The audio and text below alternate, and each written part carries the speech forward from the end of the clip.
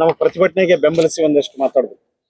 ಏನು ಘಟನೆ ಆಗಿದೆ ಎಲ್ಲ ತಾವು ಮಾತಾಡಿದ್ದೀರಾ, ಸೊ ಅದ್ರ ಬಗ್ಗೆ ಈಗ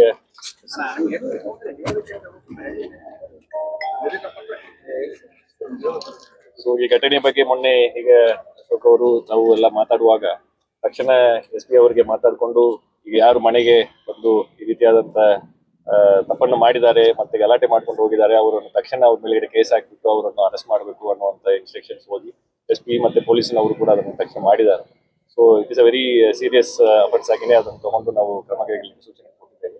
ಮುಂದಿನ ದಿನಗಳಲ್ಲಿಯೂ ಕೂಡ ಪತ್ರಕರ್ತರ ಒಂದು ರಕ್ಷಣೆಗೋಸ್ಕರ ರೆಗ್ಯುಲರ್ ಆಗಿ ಇಂಥ ಇಶ್ಯೂಸ್ ಬಂದಿರುವಂತಹ ಕಡೆ ಪೊಲೀಸ್ ಬೀಟ್ ಮಾಡುವಂತದ್ದಾಗಿರಲಿ ಮತ್ತು ನಿಮಗೆ ಏನು ಪ್ರೊಟೆಕ್ಷನ್ ಅಂಡ್ ಸಪೋರ್ಟ್ ಕೊಡಬೇಕು ಅದನ್ನು ಜಿಲ್ಲಾಡಳಿತದಿಂದ ಯಾವಾಗಲೂ ನಾವು ಧನ್ಯವಾದ.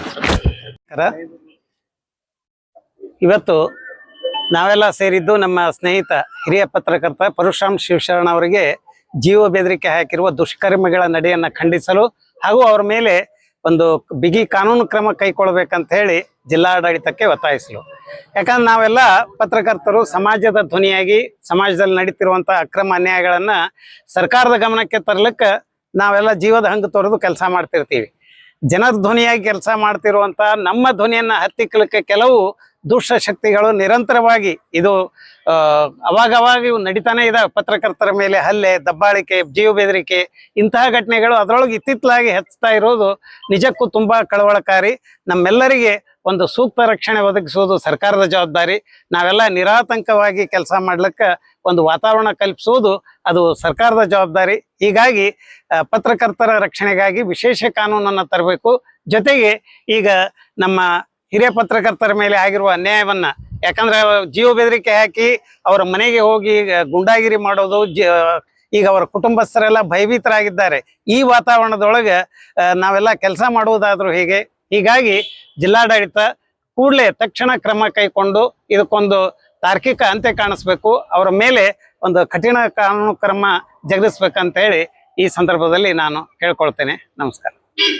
ಇವತ್ತು ನಾವು ಎಲ್ಲ ನಮ್ಮ ಸ್ನೇಹಿತರಾದ ಪತ್ರಕರ್ತ ಶಿವಶರಣ ಅವರಿಗೆ ಈ ಅಕ್ಕಿ ಮಾಫಿಯಾದವರು ಬೆದರಿಕೆ ಹಾಕಿ, ಜೀವ ಬೆದರಿಕೆ ಹಾಕಿ ಮತ್ತೆ ಅವರಿಗೆ ಹಲ್ಲೆ ಮಾಡಲು ಯತ್ನ ಮಾಡಿದ್ದಾರೆ. ಮತ್ತು ಅದಲ್ಲದೆ ಜಾತಿ ನಿಂದನೆಯನ್ನು ಮಾಡಿದ್ದಾರೆ. ಇದಂತ ಅತ್ಯಂತ ಖಂಡನೀಯವಾದ ಹೇಯ ಕೃತ್ಯ ಅಂತ ಹೇಳ್ಬೋದು. ಇಲ್ಲಿ ಪತ್ರಕರ್ತರಿಗೆ ಒಂದು ಈ ರೀತಿ ಅಭದ್ರತೆ ಇದೆ ಅಂದ್ರೆ ಇನ್ನು ಸಮಾಜದ ಉಳಿದ ಜನ ಸಾಮಾನ್ಯರ ಪರಿಸ್ಥಿತಿಯನ್ನ ಇನ್ನೂ ಶೋಚನೀಯ ಅಂತ ನಾವು ಈ ಸಂದರ್ಭದಲ್ಲಿ ಹೇಳ್ಬೋದು. ಇಲ್ಲಿ ಜಿಲ್ಲಾಡಳಿತ ತಕ್ಷಣ ಮತ್ತು ಪೊಲೀಸ್ ಇಲಾಖೆ ತಕ್ಷಣ ಆರೋಪಿಯನ್ನ ಬಂಧಿಸಿ ಆಗಿದೆ. ಅವ್ರ ವಿರುದ್ಧ ಕಠಿಣ ಕಾನೂನು ತಗೊಂಡು ಈ ಮೂಲಕ ಎಲ್ಲ ಈ ಭ್ರಷ್ಟರಿಗೆ, ಕಳ್ಳರಿಗೆ ಒಂದು ಒಳ್ಳೆ ಸಂದೇಶವನ್ನ ಕಳಿಸ್ಬೇಕು. ಮುಂದೆ ಪತ್ರಕರ್ತರು ಸುದ್ದಿ ಬರ್ಬೇಕು ಅಂದ್ರೆ ಅವ್ರನ್ನ ಯೋಚನೆ ಮಾಡಬೇಕು. ಅದೇ ರೀತಿ ನಮ್ಮ ಈ ಅಕ್ಕಿ ಕಳ್ಳ ಸಾಗಣೆ ಮಾಫಿಯಾದ ಇಷ್ಟು ಸ್ಟ್ರಾಂಗ್ ಆಗಿದ್ದಾರೆ ಅಂದ್ರೆ ಅದಕ್ಕೆ ಸಂಬಂಧಪಟ್ಟ ಅಧಿಕಾರಿಗಳು ಸಹ ಕೈವಾಡ ಇದೆ ಅಂತಾನೆ ನಾವು ಹೇಳ್ಬೇಕಾಗುತ್ತೆ. ಇದಕ್ಕೆ ಜಿಲ್ಲಾಡಳಿತ ಸ್ಪಷ್ಟನೆ ಕೊಡಬೇಕು. ಸಂಬಂಧಪಟ್ಟ ಇಲಾಖೆಯನ್ನು ತನಿಖೆಗೆ ಒಳಪಡಿಸ್ಬೇಕು. ಈ ಮಾಫಿಯಾದಿಂದ ಏನು ಬಡವರಿಗೆ ಆಗ್ತಿದೆ ಅನ್ಯಾಯ ಅದನ್ನ ತಡಿಬೇಕು. ಈಗ ಇವರು ಪತ್ರಕರ್ತರ ಉದ್ದೇಶ ಏನು, ಯಾವ ಅಕ್ಕಿ ಇದೆ ಅದು ಅರ್ಹರಿಗೆ ತಲುಪಬೇಕು ಅನ್ನೋದು ಉದ್ದೇಶ, ಸರ್ಕಾರದ ಯೋಜನೆ. ಈಗ ಸರ್ಕಾರದ ಯೋಜನೆಯನ್ನ ಹಿಂಗೆ ಸರ್ಕಾರಿ ಅಧಿಕಾರಿಗಳು ಮತ್ತೆ ಈ ಮಾಫಿಯಾಗಳು ಕೈವಾಡದಿಂದ ಈ ತರ ಬೇರೆಯವ್ರ ಪಾಲ್ ಆಗ್ತಾ ಇದೆ ಅಂದ್ರೆ ಅದಕ್ಕೆ ಕಠಿಣವಾದ ಕ್ರಮ ತಗೊಳ್ಬೇಕು ಅನ್ನೋದ ನಮ್ಮೆಲ್ಲರ ಆಗ್ರಹ. ಈ ಪ್ರತಿಭಟನೆಯಲ್ಲಿ ಪಾಲ್ಗೊಂಡ ಎಲ್ಲರ ಆಗ್ರಹವನ್ನ ಜಿಲ್ಲಾಡಳಿತ ತಕ್ಷಣ ಪರಿಶೀಲನೆ ಮಾಡಬೇಕು, ಕಠಿಣವಾದ ಕ್ರಮ ತಗೊಳ್ಬೇಕು, ಪತ್ರಕರ್ತರಿಗೆ ರಕ್ಷಣೆಯನ್ನು ಕೊಡಬೇಕು ಅಂತ ಹೇಳಿ ಈ ಮೂಲಕ ಆಗ್ರಹ ಮಾಡ್ತೇನೆ. ಧನ್ಯವಾದ ಎಲ್ಲರೂ.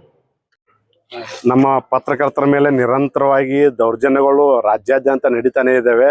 ಇವತ್ತು ವಿಜಯಪುರ ಜಿಲ್ಲೆಯಲ್ಲಿ ಏನು ಅಕ್ಕಿ ಕಳ್ಳರು ಇದ್ದಾರೆ, ಅಕ್ಕಿ ಕಳ್ಳರು ಒಂದು ನೈಜ ವರದಿ ಮಾಡಿದಂಥ ಹಿರಿಯ ಪತ್ರಕರ್ತ ಶಿವಶರಣ ಅವ್ರ ಮೇಲೆ ಮನೆಗೆ ಬಂದು ಒಂದು ಅವ್ಯಾಚ್ಯ ಶಬ್ದವನ್ನು ನಿಂದನೆ ಮಾಡಿದ್ದು ನಾವೆಲ್ಲರೂ ಇವತ್ತು ಉಗ್ರವಾಗಿ ಖಂಡಿಸಬೇಕಾಗಿದೆ. ಯಾಕಂದ್ರೆ ಪತ್ರಕರ್ತರಿಗೆ ಎಲ್ಲರೂ 4ನೇ ಅಂಗ ಅಂತ ಹೇಳ್ತಾರೆ, ಆದ್ರೆ ನಮ್ಮ ರಕ್ಷಣೆಗೆ ಯಾರೂ ಬರಲ್ಲ. ಹೀಗಾಗಿ ನಮ್ಮ ರಕ್ಷಣೆ ನಾವೇ ಮಾಡ್ಕೊಳ್ಳೋ ಪರಿಸ್ಥಿತಿ ಈಗಿನ ಕಾಲದಲ್ಲಿ ಬಂದಿದೆ. ಹೀಗಾಗಿ ಸರ್ಕಾರ ಪತ್ರಕರ್ತರ ನೆರವಿಗೆ ಬರಬೇಕು. ಮತ್ತೇನು ಇಂಥ ಅಕ್ಕಿ ಕಳ್ಳರನ್ನ ಸೂಕ್ತ ಕಾನೂನು ಕ್ರಮ ಕೈಗೊಳ್ಳಬೇಕು. ಮತ್ತು ಅಧಿಕಾರಿಗಳು ಈ ನಿಟ್ಟಿನಲ್ಲಿ ಜಿಲ್ಲಾಡಳಿತ ಆಗಿರ್ಬೋದು, ಪೊಲೀಸ್ ಇಲಾಖೆ ಆಗಿರ್ಬೋದು, ಪತ್ರಕರ್ತರಿಗೆ ರಕ್ಷಣೆ ಕೊಡುವಂತ ಕೆಲಸ ಮಾಡಬೇಕು. ಯಾಕಂದ್ರೆ ಯಾವುದೇ ಪತ್ರಕರ್ತ ಒಂದು ಸುದ್ದಿ ಮಾಡ್ದಾಕಾರ ಅವ ತನ್ನ ಜೀವವನ್ನು ಪಣಕ್ಕಿಟ್ಟು ಸುದ್ದಿ ಮಾಡಿರ್ತಾರೆ. ಈ ರೀತಿ ಮನೆಗೆ ಬಂದು ಕುಟುಂಬದವ್ರು ಇದ್ದಾಕ ಮನೆಗೆ ಬಂದು ಧಮಕಿ ಹಾಕೋದು ಇದು ಬಹಳ ಖಂಡನಾರ್ಹ ವಿಷಯ. ಈ ಕೂಡಲೇ ಅವ್ರ ಮೇಲೆ ಕಠಿಣ ಕ್ರಮ ಕೈಗೊಳ್ಳಬೇಕು. ಮತ್ತೆ ಮುಂದೆ ಇಂಥ ಅನಾಹುತಗಳು ಆಗದಂತೆ ನಮಗೆ ಎಲ್ಲ ಒಂದು ಪೊಲೀಸ್ ಇಲಾಖೆಯಿಂದ ಅಲ್ಲಿ ಜಿಲ್ಲಾಡಳಿತದಿಂದ ರಕ್ಷಣೆ ಬೇಕಂತೇಳಿ ನಾ ಈ ಮೂಲಕ ಜಿಲ್ಲಾಡಳಿತಕ್ಕೆ ಮನವಿ ಮಾಡ್ಕೊಳ್ತೇನೆ. ಈ ಘಟನೆಯನ್ನು ನಾವು ಈ ರೀತಿ ಮುಂದೆ ಬರೆದ್ರೆ ನಾವು ರಾಜ್ಯಾದ್ಯಂತ ಎಲ್ಲ ನಮ್ಮ ಪತ್ರಕರ್ತರ ಸಂಘಟನೆಗಳು ಮತ್ತು ಇನ್ನಿತರ ಸಂಘಟನೆಗಳ ಜೊತೆ ಉಗ್ರ ಹೋರಾಟ ಮಾಡಬೇಕಾಗುತ್ತೆ ಅಂತೇಳಿ ಎಚ್ಚರಿಕೆ ಸಹ ಈ ಸಂದರ್ಭದಲ್ಲಿ ನಾನು ಕೊಡ್ತೇನೆ.